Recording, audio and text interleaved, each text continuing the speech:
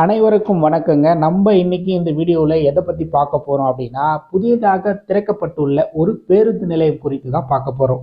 கீழம்பாக்கத்தில் புதிய பேருந்து நிலையம் திறந்திருக்காங்க. இந்த பேருந்து நிலையத்தில் என்னென்ன வசதி வாய்ப்புகள் மக்கள் பயன்படக்கூடிய வகையில் ஏற்படுத்தியிருக்காங்க அப்படின்றத தான் நம்ம பார்க்க போகிறோம். ஏன் இதெல்லாம் நம்ம தெரிஞ்சுக்கணும் அப்படின்னா, இந்த பேருந்து நிலையம் இல்லைங்க, எல்லாமே அரசாங்கத்தால் கொண்டு வரக்கூடிய எல்லா திட்டமும் மக்களுடைய பயன்பாட்டிற்காக மட்டுமே கொண்டு வரப்படுகிறது. அது மட்டும் இல்லை, மக்களுக்காக கொண்டு வரக்கூடிய அனைத்து திட்டங்களும் மக்களுடைய வரிப்பணத்தில் தான் செலவழிக்கப்படுகிறது. ஸோ மக்களால் தேர்ந்தெடுக்கப்பட்ட ஆட்சியாளர்களால் நடைமுறைப்படுத்தப்படுகிறது. ஸோ அப்படிதாங்க இந்த பேருந்து நிலையம் கட்டியிருக்காங்க. இந்த பேருந்து நிலையம் வந்து பார்த்தீங்கன்னா 2019ஆம் ஆண்டு அப்போது ஆட்சியில் இருந்த அதிமுக அரசாங்கத்தால் இந்த திட்டம் கொண்டு வரப்பட்டது. அதுக்கப்புறமா ஆட்சி நிறைவு பெற்ற போது இந்த பேருந்து நிலையம் கட்டமைப்பு பணி என்பது கிட்டத்தட்ட 65 விழுக்காடு நிறைவு பெற்று இருந்தது. அதுக்கப்புறமா ஆட்சிக்கு வந்த திமுக அரசாங்கம் மீதி இருந்த பணிகளை நிறைவு செஞ்சுருக்காங்க. அதுக்கப்புறமா இப்போ இந்த பேருந்து நிலையம் மக்களுடைய பயன்பாட்டிற்கு கொண்டு வரப்பட்டுள்ளது. இந்த பேருந்து நிலையத்தில் என்னென்ன வசதி வாய்ப்புகள் இருக்குது அப்படின்றத நம்ம இந்த வீடியோவில் பார்க்க போகிறோம். ஸோ என்னென்ன வசதி இருக்குது அப்படின்னா, எக்ஸ்லேட்டர், அதாவது நகரும் படிக்கட்டுகள், லிஃப்ட் வசதி, அது மின் தூக்கின்னு சொல்லுவாங்க தமிழில். ஸோ இந்த வசதிகள் இருக்குது. அதுக்கு அடுத்து வந்து பார்த்திங்கன்னா பேட்ரி கார் இருக்குது. அதாவது வயசானவங்களோ அல்லது உடல்நலக்குறைவாக இருக்கிறவங்க பயணிக்கும் போது அந்த பேருந்து இருக்கும் இடத்திற்கு பேருந்து நிலையத்திற்கு உள் செல்வதற்காக பேட்ரி கார் வந்து இந்த பேருந்து நிலையத்தில் வாங்கி வச்சுருக்காங்க. அதுக்கப்புறமா ப்ரைவேட் ஹோட்டல் இருக்குது. ப்ரைவேட்னா சங்கீதா ஹோட்டல் இருக்குது. அதே மாதிரி அவசர காலம் அவசர சிகிச்சைக்கு அந்த பேருந்து நிலையத்துக்குள் காவேரி ஹாஸ்பிட்டல் இருக்குங்க. அதுக்கப்புறம் தனியார் ஆம்புலன்ஸ், அதே காவேரி ஹாஸ்பிட்டலுடைய தனியார் ஆம்புலன்ஸ் அங்கே இருக்குது. அதே மாதிரி டிரைவர், கண்டக்டர் இவங்க வந்து ஓய்வெடுப்பதற்காக அறைகள் அமைக்கப்பட்டு இருக்கிறது. உள்ள கட்டெல்லாம் போட்டு அவங்க வந்து அங்கே மெத்த போட்டிருக்காங்க. ஸோ அதில் வந்து அவங்க ஓய்வு எடுத்துக்கலாம். அதே மாதிரி பெண்கள் தனியாக ஓய்வு எடுப்பதற்கும் ஆண்கள் தனியாக ஓய்வு எடுப்பதற்கும் அறைகள் அமைக்கப்பட்டுள்ளது.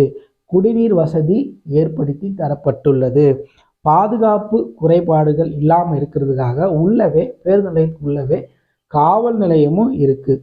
ஸோ அதே மாதிரி வந்து பார்த்திங்கன்னா தாய்மார்கள் வந்து பாலூட்டும் அறை அமைக்கப்பட்டுள்ளது. அதே மாதிரி தொலைதூரம் பயணிக்கிறவங்களுக்கு திடீர்னு மொபைலில் சார்ஜர் இல்லாமல் போயிடும். ஸோ அவங்க சார்ஜர் பண்ணக்கூடிய சார்ஜிங் பாயிண்ட் உள்ளே வந்து அமைக்கப்பட்டிருக்கு. எல்லா பொதுவான இடத்துலையும் வந்து பார்த்திங்கன்னா கழிப்பறை வந்து மக்களுடைய பயன்பாட்டிற்காக அமைச்சிருப்பாங்க. ஆனால் இந்த பேருந்து நிலையத்தில் ஆண்களுக்கு தனியாகவும் பெண்களுக்கு தனியாகவும் அமைச்சிருக்காங்க. அதை தாண்டி ஒரு விஷயம் பண்ணியிருக்காங்க. என்னென்னா, திருநங்கைகளுக்கும் தனியாக கழிப்பறை வசதி ஏற்படுத்தி கொடுத்துருக்காங்க. அதுக்கப்புறமா பார்க்கிங் வசதி, இருசக்கர வாகனமோ கார் பார்க்கிங் பண்ணக்கூடிய மிகப்பெரிய அளவில் கீழ்த்தளம் கீழே, அதாவது கிரவுண்ட் ஃப்ளோருக்கு கீழே வந்து பார்த்திங்கன்னா பார்க்கிங் வசதி வந்து அமைச்சிருக்காங்க. அது வந்து மிக பெருசாகவே இருக்குது பார்க்கிங் வசதி. அதுக்கப்புறமா கார்டன்லாம் வந்து பார்த்திங்கன்னா ரொம்ப பெருசாக இல்லை, கொஞ்சம் ஓகே அப்படின்ற மாதிரி தான் இருக்குது. அதுக்கப்புறம் இந்த பேருந்து நிலையத்துடைய வரவேற்பு ஹால், அந்த வரவேற்பு ஹால் வந்து பார்த்திங்கன்னா ஒரு பெரிய மழை ஏற்பட்டுச்சு அப்படின்னாலோ அல்லது பொங்கல், தீபாவளி என்ன இந்த பிரத்யேகமான இந்த நாட்களில் வந்து அது வந்து போதுமான இடமா இருக்குமா அப்படின்றது இது நிச்சயமாக வந்து நம்ம இப்போ சொல்ல முடியாது. ஸோ அது இப்போது பொங்கல் வருது, அதுக்கப்புறமா தான் அது பார்க்க முடியும். ஏன்னா அவ்வளோ பெருசாலாம் இல்லை. ஸோ அதனால தான் நம்ம இதை சொல்கிறோம். இந்த மாதிரி மக்களுடைய வரிப்பணத்தில் கொண்டு வரக்கூடிய எல்லா திட்டங்கள் பற்றியும் அரசாங்கத்தினுடைய ஒவ்வொரு அசைவும் மக்கள் வந்து தெரிஞ்சுக்கணும். ஸோ எல்லாமே வந்து மக்கள் வந்து பார்க்கணும், கேட்கணும். ஸோ அதை வந்து முழுமையாக வந்து மக்கள் வந்து உள்வாங்கிக்கணும். ஏன்னா நம்ம ஓட்டு போட்டு தான் ஆட்சியாளர்கள் ஆட்சிக்கு வராங்க. மக்கள் தான் என்றைக்குமே ஆட்சியாளர்களாக இருக்கணும். ஸோ அதை வந்து மக்கள் வந்து ஃபாலோ பண்ணணும். அப்போ தான் நல்லவர்களை வந்து நம்ம தேர்ந்தெடுக்க முடியும். ஸோ இந்த பேருந்து நிலையத்தில் வந்து தகவல் பலகை இருக்கும். அந்த தகவல் பலகை வந்து பார்த்திங்கன்னா டிஜிட்டல் முறையில் அமைச்சிருக்காங்க.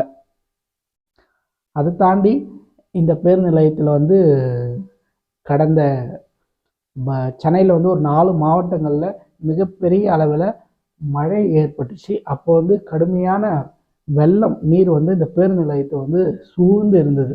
ஸோ அதை நம்ம எல்லாருமே பார்த்தோம். ஸோ ஃப்யூச்சரில் அந்த நீர்த்தேக்கம் ஏற்படாத வகையில் இந்த பேருந்து நிலையத்துடைய அந்த வடிகால் வாய்க்கால் வந்து கட்டமைக்கணும். அப்படி கட்டமைச்சாங்கன்னா தான் ஸோ இந்த பேருந்து நிலையம் மக்களுக்கு முழுமையானதாக இருக்கும். இந்த பேருந்து நிலையம் குறித்து உங்களுடைய கருத்தை கமெண்ட் செக்ஷனில் பதிவு பண்ணுங்கள். நம்மளுடைய சேனலை ஷேர் பண்ணுங்கள். நம்மளுடைய சேனலை சப்ஸ்கிரைப் பண்ணுங்கள். உங்களுடைய முழு ஆதரவை நமக்கு கொடுங்க. ஸோ எல்லாமே வந்து மக்களுடைய பார்வைக்கு போகணும். மக்கள் வந்து விழிப்புணர்வு அடையணும். அப்படி மக்கள் விழிப்புணர்வு அடையும் பட்சத்தில் தான் மக்களால் நல்ல அரசாங்கத்தை தேர்ந்தெடுக்க முடியும். நமக்கான ஆட்சியை நாம் தான் தேர்ந்தெடுக்கிறோம். அதில் உள்ள பிழைகளையும் குறைகளையும் நாம் கண்டறிந்து நல்லவர்களை தேர்ந்தெடுத்தால்தான் நம்முடைய நாடும் நம்முடைய மக்கள் நல்ல ஒரு வளர்ச்சி கண்ட மாநிலமாக நம்முடைய மாநிலமும் நம்முடைய நாடும் உயரும். நம்மளுடைய சேனலை தொடர்ந்து பாருங்கள், சப்போர்ட் பண்ணுங்கள். ஸோ அனைவருக்கும் நன்றியோடு விடைபெறுகிறேன்.